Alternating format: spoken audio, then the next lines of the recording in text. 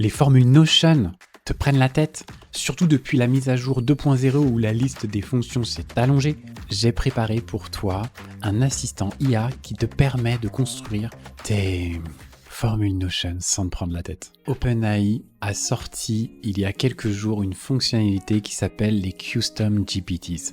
C'est assez simple, c'est le fait de pouvoir réaliser des chatbots sur mesure avec un savoir spécifique pour répondre à des besoins spécifiques, des objectifs clairs.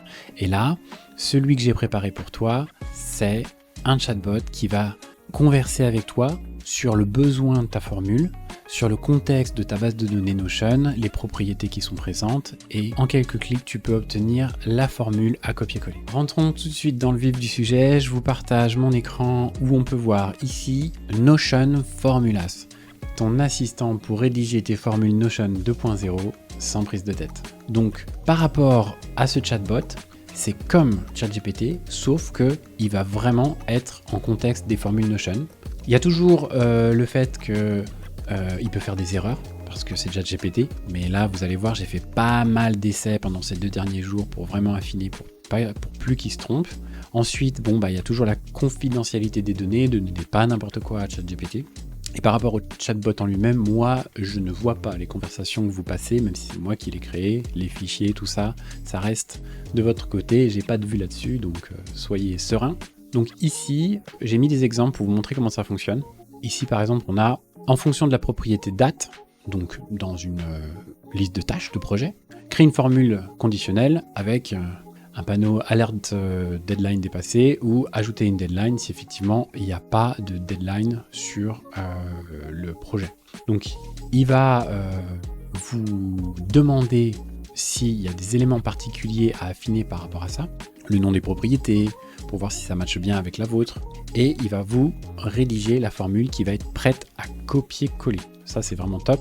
Par défaut, je lui ai demandé de pas trop être bavard si en fait la requête elle est assez simple, puisque vous avez donné suffisamment d'éléments, mais dès qu'il a un doute, il va vous poser des questions pour affiner, histoire de ne pas générer des formules qui servent à rien et d'avoir des formules qui sont directement liées à ce que vous voulez générer. Donc typiquement, celle-là fonctionne bien, elle est simple, mais vous pouvez l'affiner en ajoutant plus de conditions par rapport à d'autres propriétés. Je relance le bot pour vous montrer un autre exemple. Donc par exemple ici j'ai créé une alerte, ajouter un responsable, souligné en rouge quand la propriété propriétaire est vide, propriétaire ou utilisateur. Il est tellement lent des fois, ChatGPT en ce moment, avec toute la hype qu'il y a dessus, mais il faut être patient. Maintenant, je vous propose de lancer le premier exemple. Aide-moi à rédiger une formule d'après les propriétés de ma base de données. Donc là, il va vous suggérer des questions pour vous guider sur la construction de la formule. C'est hyper puissant, ça permet de définir l'objectif, le cadre, les propriétés disponibles dans la base et potentiellement liées à des relations sans qu'il y ait de roll-up de fait, puisque je lui ai demandé de vraiment ne plus utiliser les roll-up pour construire les formules grâce à la fonction map. Donc là, je vais lui dire, j'ai besoin d'une fonction pour afficher le nombre de jours restants par rapport à la deadline du projet.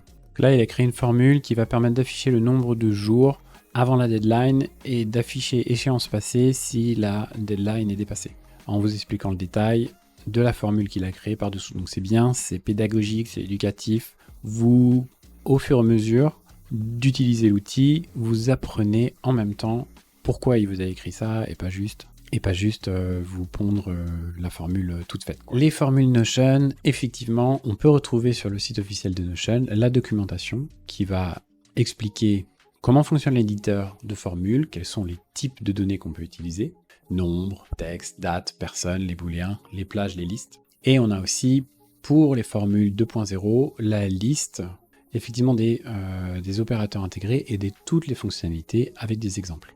Pour être dans un cas concret, je vais aller dans ma base projet, puis je vais faire nouveau projet, ici, que je l'appelle nouveau projet test.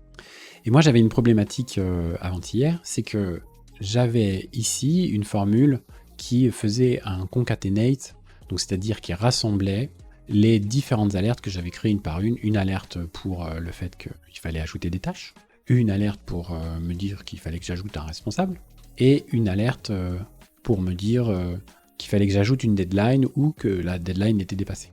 Donc ce que j'ai fait, c'est que je lui ai donné une capture d'écran de ça, en lui donnant les différentes formules que j'avais mis pour lui dire, voilà, j'ai besoin de construire une seule formule pour rassembler ces différentes alertes.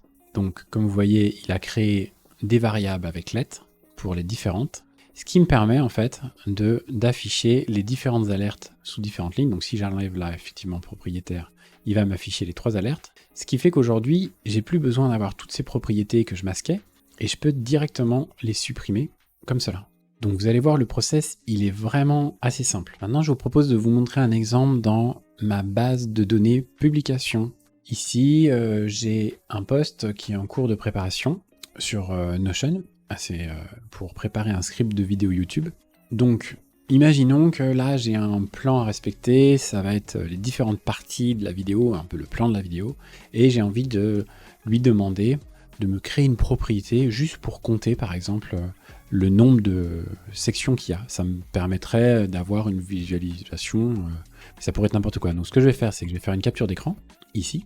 Je vais tracer large pour montrer qu'il arrive bien à chercher les informations. On retourne dans le Custom GPT Notion Formula.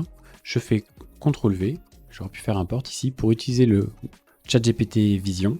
Ensuite, je lui dis, dans ma base de données publication, j'ai une propriété qui s'appelle plan à respecter 5x entre parenthèses.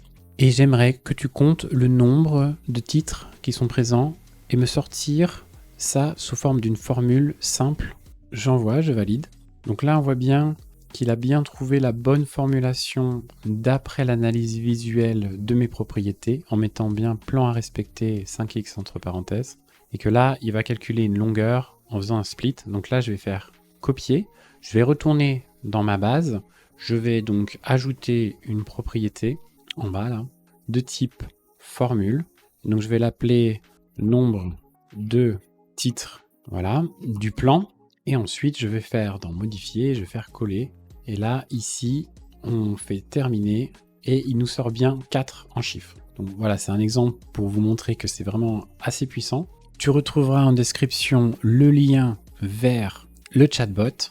Je t'invite à l'utiliser, à partager en commentaire ce que tu as réussi à faire avec, les problèmes que tu aurais rencontrés afin de pouvoir l'améliorer dans un souci d'amélioration continue. Et si tu as aimé le contenu, lâche un petit pouce, ça aide vraiment la chaîne qui débute.